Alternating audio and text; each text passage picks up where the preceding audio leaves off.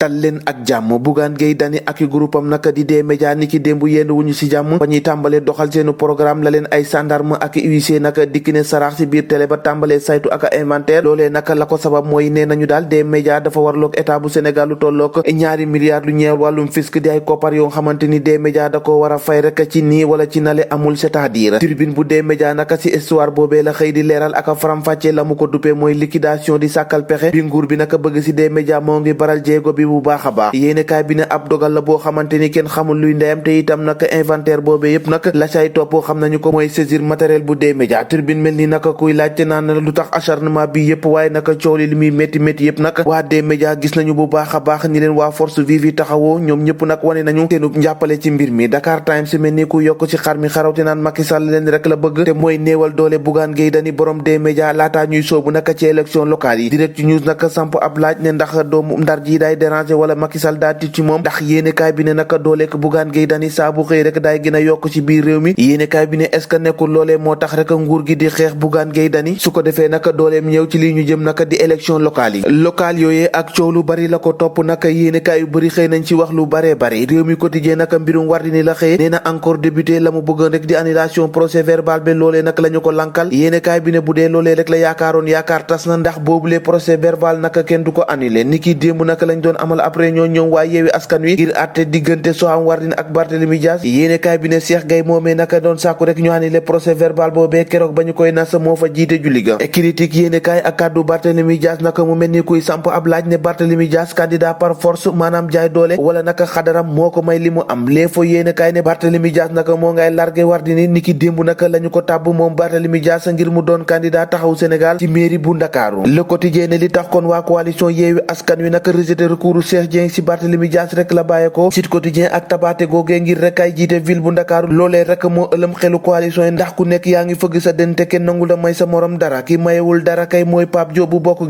gis-gisam naka dafa wuute loolee tax naka mu génn coalition boobee naka ñu duppee wàllu Sénégal dem déposer caution boppam jàpp njàmburam Aïda Sow Diawara moom jàppagul njàmburam ndax naka ca Golf Sud nag Lat Diop la ñu tànn ngir mu doon candidat Benno Bokk Yaakaar loolee naka dem ba sulli coow li naka te kenn rek moo nekk ci ginnaaw loolee lépp naka di Alioune Sall rakku Macky Sall di président de la République Aïda Sow Diawara ne dunu nangu mukk naka commune yëpp naka waa APR daal di koy jiite loolee naka bu naree am nag bu yeboo rek ngoy booti doomam mu jeex ñu jeex leneen te mooy wàllum tàggat yaram suñu lamb nag ak kàddu yi Mohamed Ndao Tyson doomi Kaolack ji nee na daal taarixu lamb kenn mënu koo bind te boole woo ci Mohamed Ndao Tyson Gaston Mbengue ak Alioune Sarr ñoo ko déggandoo jàngeen jëf bu ëllëg